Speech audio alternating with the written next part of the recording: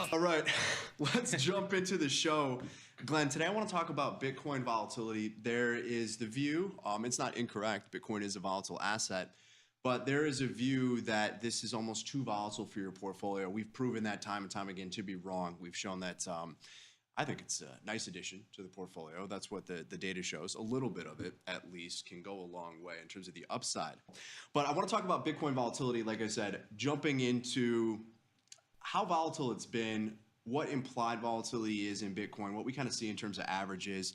I want to look at how that's correlated to performance, right? Is Bitcoin more volatile when it goes up or more volatile when it goes down? Oftentimes we talk about how it tends to have bigger moves to the upside. Let's look at the data and see if that's true. And then I want to compare Bitcoin to some of the other assets that we invest in and maybe dispel some myths along the way. That said, Glenn, I want to just objectively look at Bitcoin volatility specifically. Why now? Why now? Why now? Why are we asking the big question right now? Just haven't done it on the show yet. Okay, yeah, I got you. No other reason than that. We've covered a lot of topics on the show. I want to, in some ways, hopefully make this a little bit more actionable, a little bit more tradable at times. We've had a ton of great shows in the past. Don't get me wrong. I think they've been great, at least. But I want to look at, what is, what should we expect? What objectively is true here when we look at Bitcoin? How should we think about volatility, maybe first and foremost?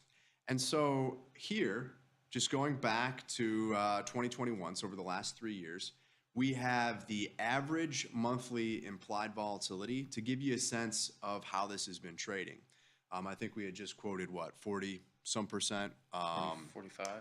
49%, okay? And so you can see when we ran these numbers, it was a little bit higher, or the average for the month is obviously a little bit higher. It's come in over the last couple of days. But what you can see here is that as this asset has matured, whether it's the ETFs or it's just more participation in general, volatility in Bitcoin, I think as you would expect, has come down over time. We're no longer, and price has gone up a bit too, so in percentage terms, you're going to see that. But we're no longer in those periods where it was normal for Bitcoin to trade at 100 vol, 120 vol. Definitely. It's come down quite a bit. You still have pop, and can we go back to the slides there, guys? You still have pops in volatility at times, as you naturally would in any asset class. But implied volatility, the premiums and the expectations as a result of that in the market from the options have come down over time. So market still expects pretty sizable moves for an asset that's north of $60,000, but it has come down quite a bit. So that's what the market has expected. But what has the market actually experienced? And so when we look at realized vol on a monthly basis over the last 3 years, it's been a lot less than what the market has implied. And I think a clear takeaway here, not that there's a robust options market that we can trade, maybe there will be on the ETFs, hopefully coming soon, but there's been serious premium and presumably to the upside in terms of the call options that have been paid, those premiums have been paid on Bitcoin versus what we've seen in terms of it actually doing. Yeah, and I mean, that's a trend we see across asset classes, right? But one thing I'm seeing from these charts is kind of the difference month to month. Yes. In these realized volatilities. A lot more movement month to month. What do you take away from that? In terms of the realized volatility, well, I think like when you look at the implied as kind of reaction to these big moves. So we've known that this has always been volatile. I think the takeaway for me, though, is just how much of a premium has been paid. Gotcha. So if we look back at, and I'm going to jump back to the other slide in just a second, but if we just look here at the September 2021 period, where our realized volatility is, call it 45, 50%, okay? Or you can see the high here is about 55% annualized. Look at what the implied was at that point in time. Big difference. Yeah, you have a 100% premium that's being paid in the market here. Serious premiums versus even what you see in terms of expectations around some equities ahead of earnings, even, right? You typically don't see premiums trading at spreads like this in any other time in the market, aside from, let's say there's a huge dump in the S&P, then you do get premiums that are trading, 100% implied to realized. Right.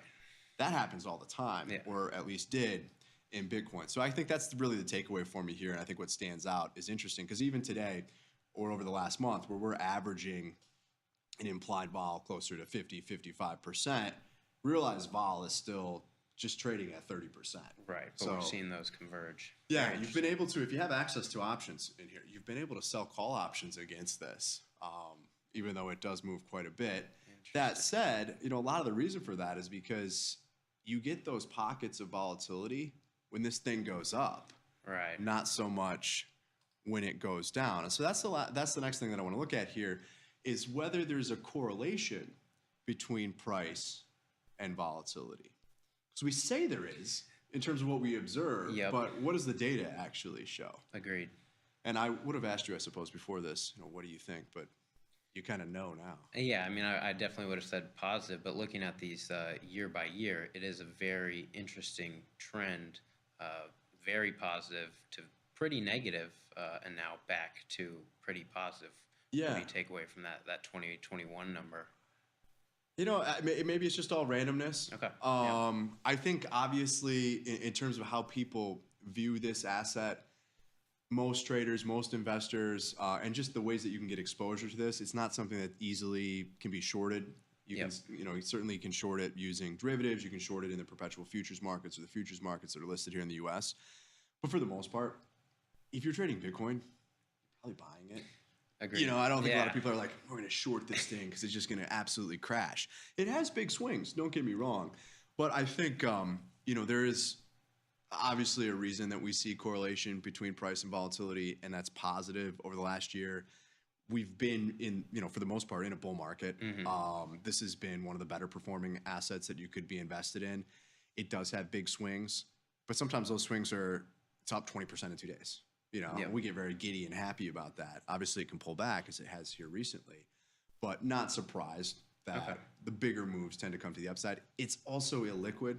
Yeah. Most people just hold this stuff, right? If you look at on-chain data, the supply is very illiquid. Hodlers, diamond hands, we're not selling, right? No. At least not right now. Not People you have and the I. expectation of higher prices.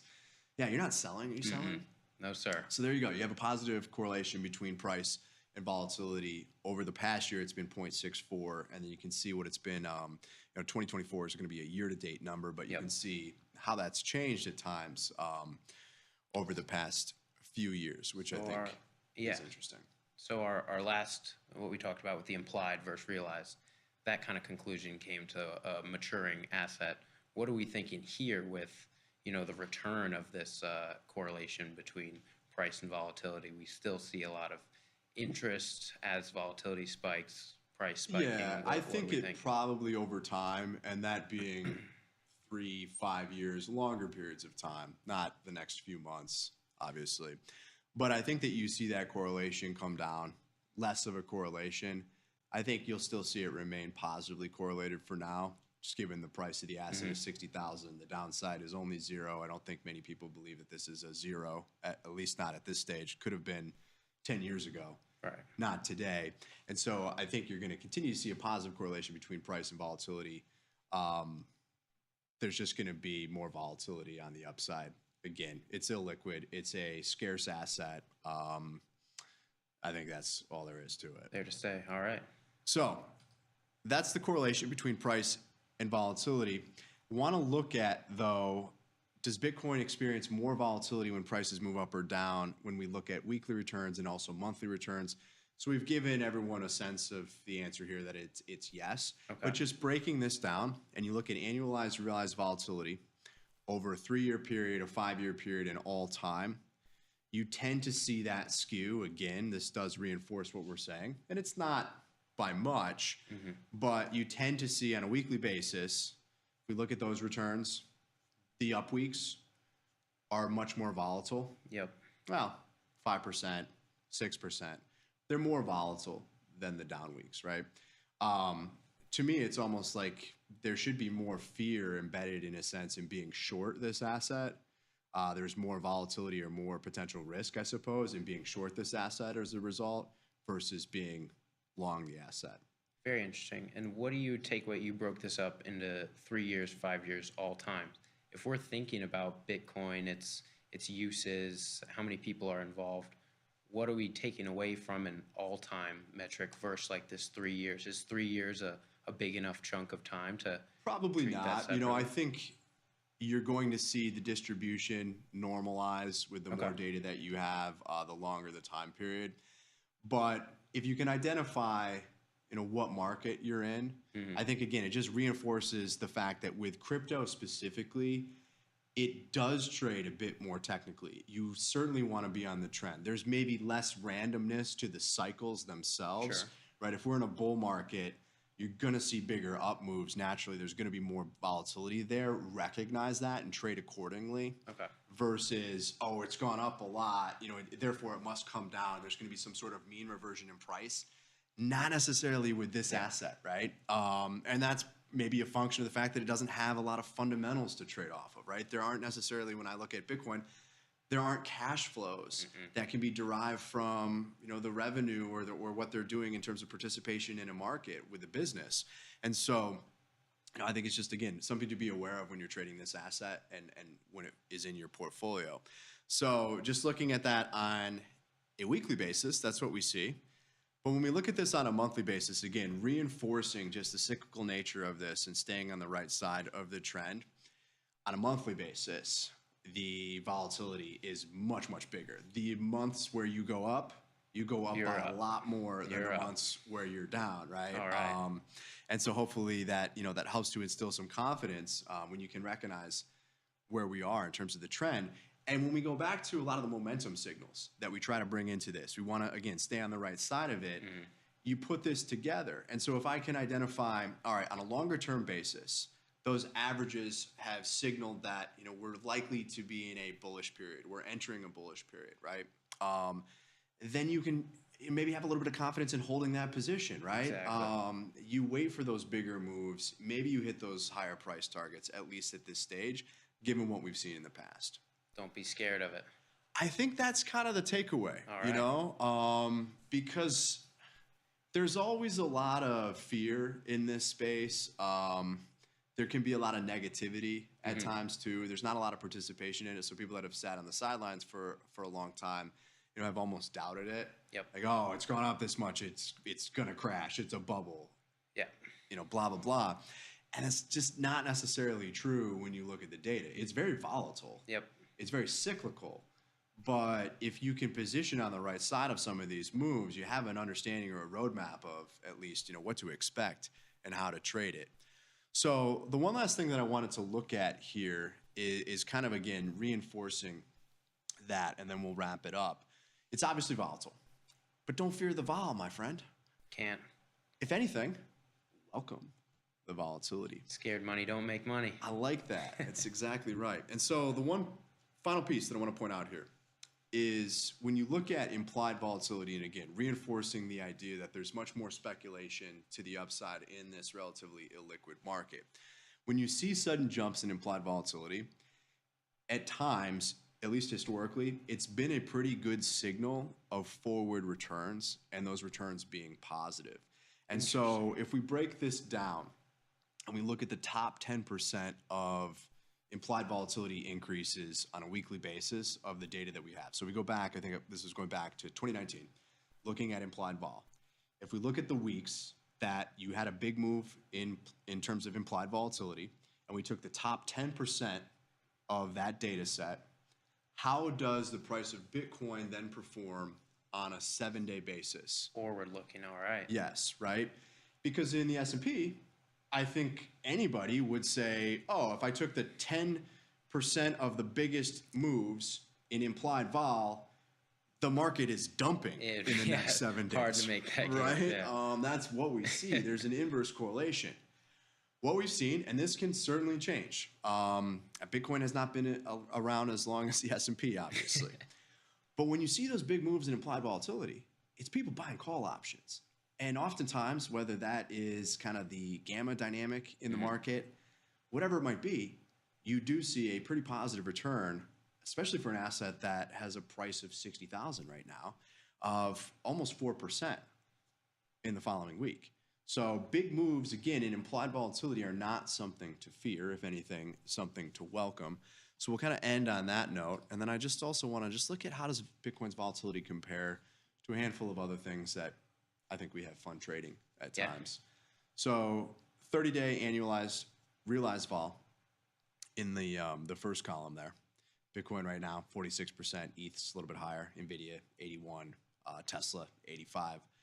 Then you got the range. So what's the high and the low over the last year for that 30-day annualized volatility? If we plot that, Bitcoin has had periods where it's not moving at all, and obviously other periods where it's whipping around quite a bit, and that is the same for just about anything that we're going to trade. The S&P obviously is going to have a lower realized volatility than something like Tesla, and you can see the one-year returns as well. And I think, again, what this highlights is that you shouldn't fear this as a small percentage in your portfolio. Obviously, again, it can go down, but when we compare it to other assets, it's really no different than a Tesla, than an NVIDIA. You're going to have a higher vol there. It's not that much different than a gold, other than it's more volatile, but you get a little bit more bang for your buck too, right? The risk exists, but the reward in many cases, when you break this down, has been much greater in crypto, at least up to this point, over longer periods of time. 100%. Yeah, I really like this. If you take out that left column, it'd be hard to pick out which is which if you were given, ones to match from this. Yeah, S&P. absolutely. S&P you could probably do pretty well on, but everything else. But if you had to assign, okay, which one of these is Tesla, which one of these is Ethereum? Yep. Might be hard to do that. I like that point. Yeah. Good point. We'll end on that point. I appreciate it. All right. I appreciate you coming on the show. Thanks for having me. Appreciate everyone watching. If you haven't signed up for the Tasty Crypto newsletter, you can get more data and analysis like this every week, Saturday morning. Hit the Tasty Crypto website, enter your email address, and you know how it works. And enable crypto in your Tasty Trade account if you have one, if you're interested in trading some of this stuff. Also, check out the Tasty Crypto website and our wallet, like I said. But that's going to do it for our show this week. Thank you all for watching. I'll be back next Monday with Frank and Glenn. Hopefully you'll join me next Wednesday. I hope you'll have me once again. Absolutely. I appreciate it. Yeah. Thank you all for watching. Until then, this is the Tasty Crypto Show. I'm Ryan. I'm Glenn. Peace.